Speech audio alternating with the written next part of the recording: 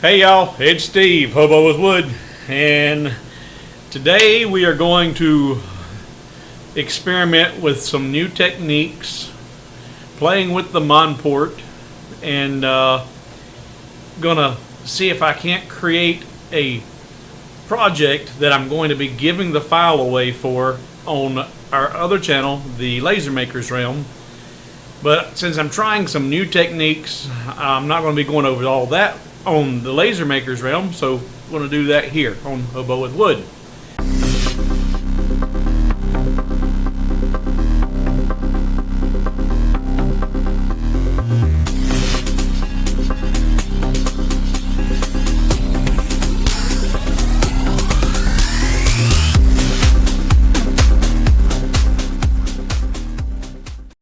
So what I've designed is a bookmark. I had a customer ask me about designing them a bookmark. They'd sent me an image of three 1x6s that were mitered and nailed together in the form of a triangle.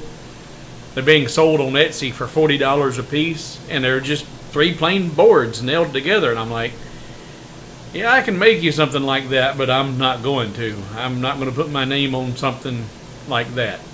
I'm a bit of a craft snob. I really want to have something unique and nice that's going to have my name on it, literally. So I designed a triangular shaped box with two living hinges on it that wrap around, come to a point. And if you're not familiar with these style of bookmarks, it's just that. It comes to a point when you're through reading, you lay that open book right over that point to hold your place. She claimed her cats kept taking her tassels out of her bookmarks, or out of her books, so we made this 7-inch long, 5.5-inch tall box. Her cat's not going to mess with that. But I'm going to play with gold leafing in this project and see if I have the ability to do it. What do I know? What do I not know? What do I need to know? I don't know. So let's jump in here to LightBurn and take a look at the design I'm creating here. Okay, so the idea, get in here tight. My plan is, this obviously is the entire body of the bookmark. Got my name and logo on the base on the bottom. It'll only be seen, you pick it up and look at it. I glue little feet, rubber feet to the bottom of it. These are the enclosed ends of the book end. Now I'm thinking this is more of like a nightstand book stand. So you're going to see one side of it more often than not. So I'm only going to engrave this one side. And what I'm planning to do is engrave the "As for me and my house we will serve thee" and the hands, and just engrave all of that. Then once that's done, I'll be able to lift the piece out of the laser bed and mask the entire piece, place it back down in its little template where I picked it up out of the work bed, and then engrave the word Lord. Now with that completed, I'll be able to take the rest of that out, or take that out, and then gold leaf the word Lord only. Then once that's done, remove my mask, apply my lacquer finish, get everything assembled, and hopefully it's going to turn out real nice. Hopefully. With this file, I'll be giving away the design on the Laser Maker's Realm. So if you haven't been on that channel, jump over there, subscribe. There's going to be lots of neat gifts and project ideas for you to download for free. So let's get our wood set up on the bed, or on the work bed of the laser, and I'm going to be using the Monport 60-watt CO2. This is a project you can do with a diode. It's just going to take quite a bit longer with all of those little cuts for those living hinges.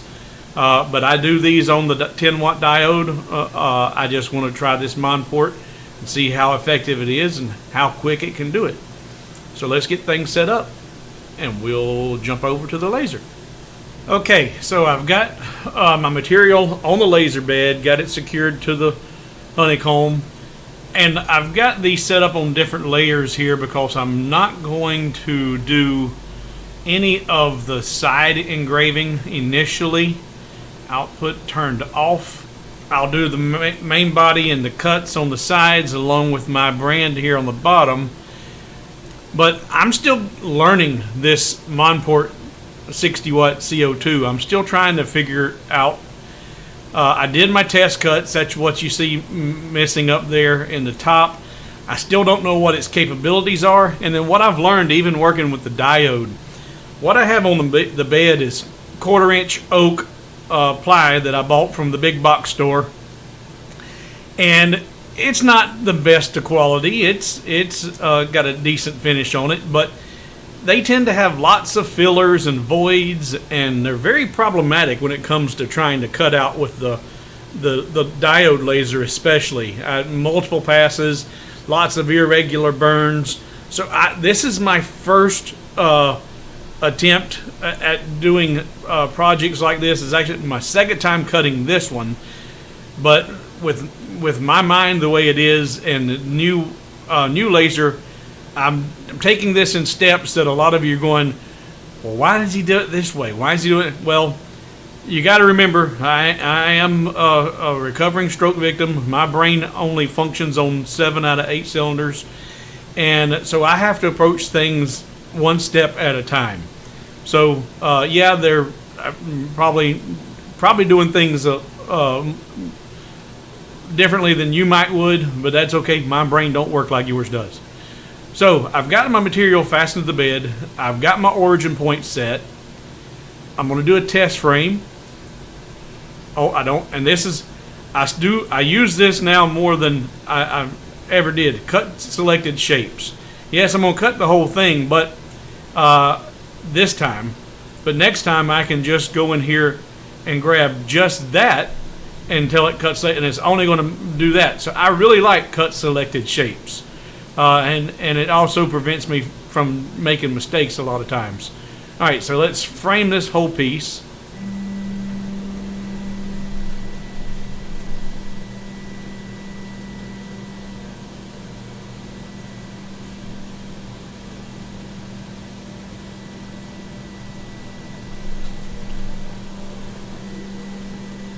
Okay, that's looking good. I've got my current cut layer set at, in fact, I need to change my priorities. So I'm engraving at 150 millimeters a second with 45% power and 39% min power. Now for those using the diode, like I have been for the last 6 months, when it comes to CO2s, you actually have a max and min power. You have, whenever the min power, as I understand it, is as it goes into a corner or a curve, it actually, the laser itself has to slow down a little bit, and this will reduce the output of the laser so you don't have any burning or scorching going on. That's the way I understand it. If I'm incorrect, put it in the comments, let me know, because guys, I'm back to square one when it comes to lasers. This is a new animal for me, so I'm going to make some comments that are either incorrect, wrong, or just doing it the hard way. And I learn from your feedback as much as some of you guys learn from me. So if I do something, if there's a better way, let me know. So that's going to engrave my name and logo, and then I'm using a cut speed of 10 millimeters a second and 90% max power and 80% min power, and one pass. So one pass will cut through, and it can go faster, but it's just been my experience with this material that 98% of it will cut through at a faster pace and maybe a little bit less power or something, but it's that 2% that's got that bad filler or hang up that will end up ruining your whole project. So I'd rather take my time and try and get it right the first time, and not have issues. But so that's why the approach I'm using there. So let's send this to the cutter and see what we get. Got to select it all. Look at your output. That is what I'm expecting. It's going to take 19 minutes to cut this out. And let me turn the laser on. Laser key is on, chiller's on, origin is set, and I do have I have an issue with where I need to set my power. I don't dare go over 90% on LightBurn. It's a whole thing. I don't fully understand it, but we're getting there. So let's see what we get.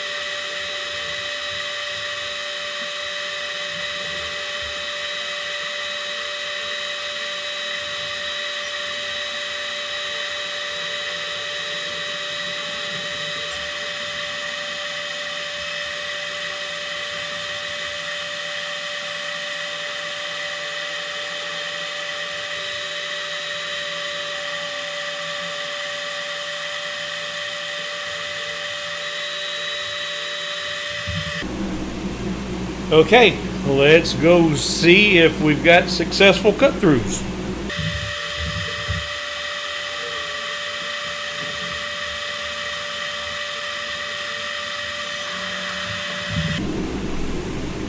Alright, so some of those were successful cuts, but a large amount of them are not. So, I'm going to turn off my engraving. Didn't need to select that, but turn that off. And I'm going to send this out again for a second pass.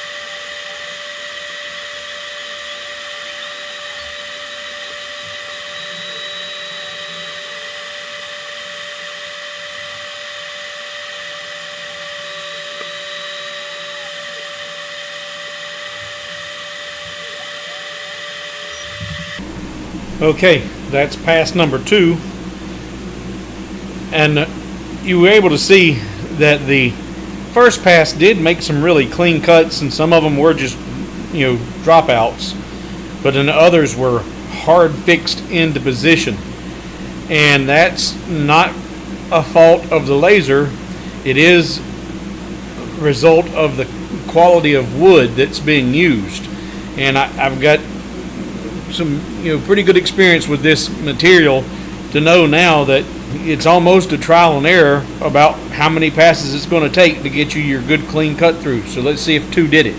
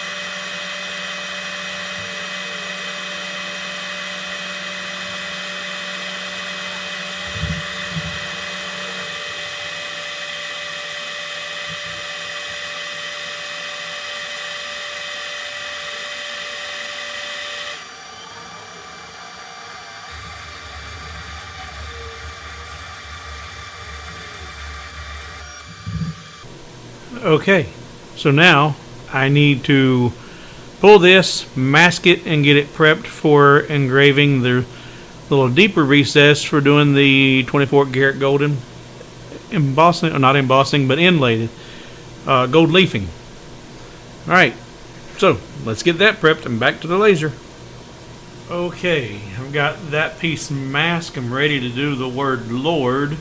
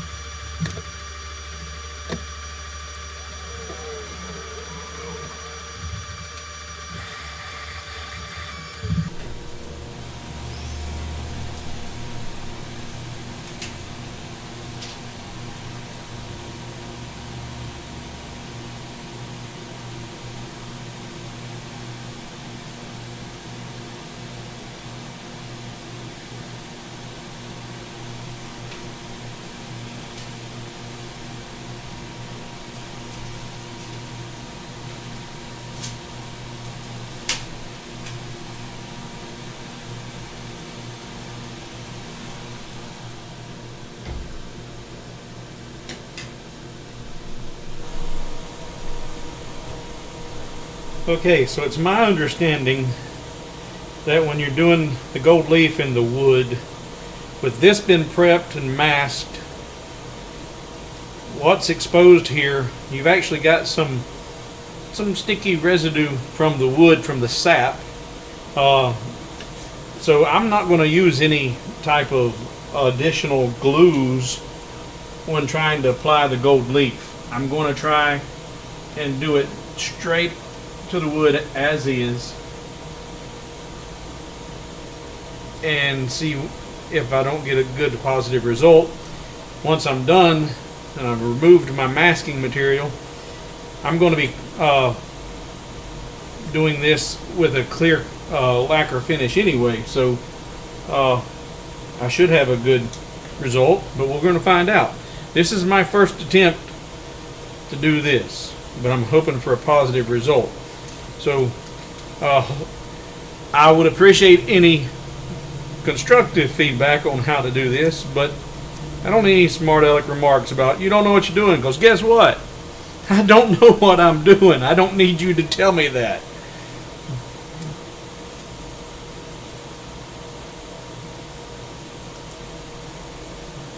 So I was under the impression that with a little bit of static this would lift right off of there, but that's not lifting off of there. Maybe I can just press it on there through the paper.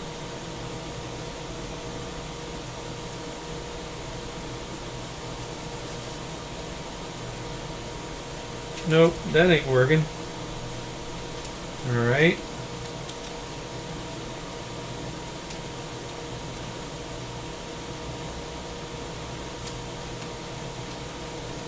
She's stuck there pretty good.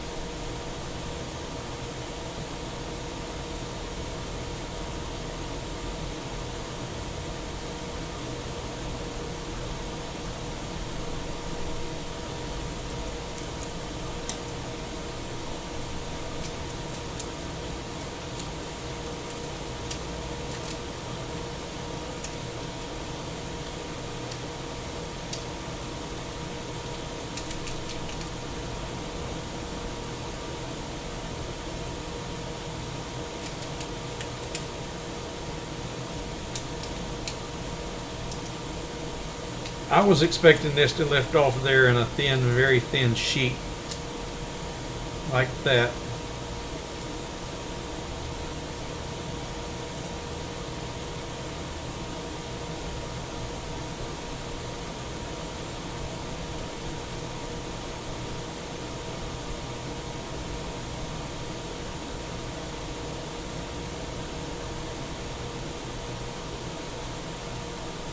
And I'm beginning to rethink the no glue aspect.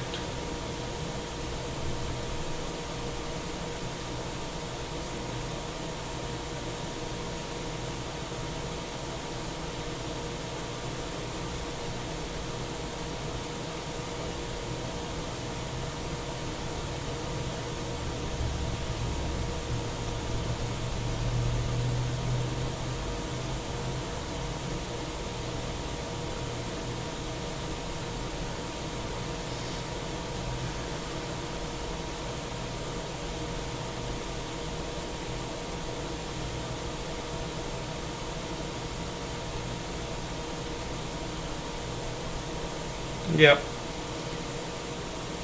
I was hoping the stickiness from the wood was going to do an effective job, but it's just not wanting to stick. So I think I'm going to back up and punt. Resort to using the glue and try and get a better finish on my first attempt at gold leaf. All right. So let's go get some glue and try this again.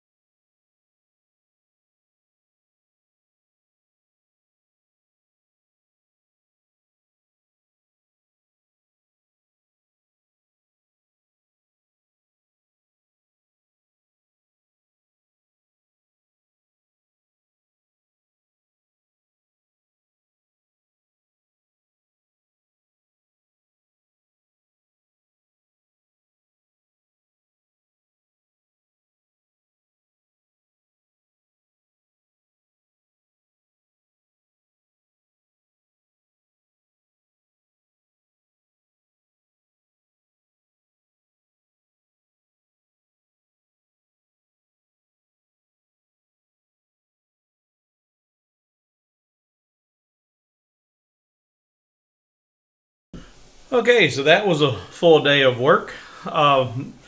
This is a file that I'm going to be uploading to the Laser Maker's Realm for a free download to make this bookmark. Today was my second time attempting this on the Monport CO2, and my biggest headaches were the material. This was made out of what they would consider 1/4 inch oak plywood. It was about 4.9 millimeters, and it tends to have a lot of fillers and junk in the wood, and my test cuts showed that it was able to cut through in one pass, nice and clean. So I was assuming that was going to be the case, but I knew that there was problems with this wood, but I was hoping that 60 watt CO2 would just make mincemeat out of it, but no, I still had struggled because of the material. This would have taken 5 times longer to do with the diode, so it was considerably shorter amount of time, but it was still a struggle, and it was because of the material. Cut through in single pass in some places and up to 3 passes in others, and still didn't get all the way through the living hinge in some places, but it was enough for me to be able to get the bend that I needed. And that's why I attacked the cuts and engravings the way I did in this project. I knew that this material could be problematic, and so instead of doing my engravings first, I knew I could potentially waste a lot of time doing that when I went to cut the material out, and then it wouldn't cut through. So did my cuts first, get the pieces that I needed, then went back and did my engraving. But I had my material fastened securely to the workbed. So that way I was able to make my cuts, lift it out, and then if I needed to put it back in or reposition it, or not reposition it, but You've seen I didn't get complete cuts, but I was able to lift that up, but lay it back down and get the final cut out, and then place the piece back in for the final engraving. So I had a template there for moving the material around. But all said and done, we did my first 24 karat gold all fooey, not inlay, but gold leaf. That's the word. 24 karat gold leaf. So the back looks like so, and then this is the final product for the engraving.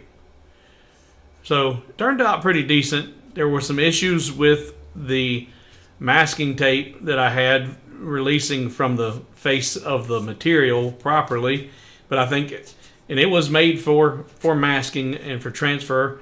It's very thin crepe paper, but it lifted some of the veneer from the wood. So again, I think that's more problematic and symptoms of the material. So your end product is going to be really a result of the quality of material you're working with. But all said, it's still a nice piece. And this is a project that will be free for you on Laser Maker's Realm. I'll have that file up for you to download. Of course, you can take that off, use whatever you want, or just do a plain bookmark. Your favorite quote from your favorite author, favorite scripture, whatever you like. But it's a pretty neat little project. I'd never seen one before until I was asked to make it, and once I did, I was like, and this is all my design. I created this. This is the last couple of videos I showed you how to make the living hinge and how to work with resizing the slots. And if you haven't seen those videos, I'll put those links at the end screen and in the comments below. I do have my first patron on Patreon, so thank you. Thank you. Thank you.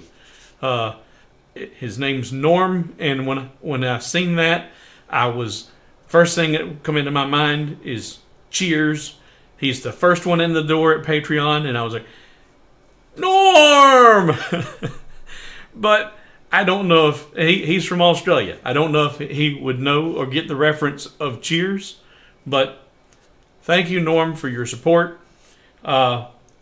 If you were interested in becoming a Patreon, it would be greatly appreciated. The link for that's in the comments below.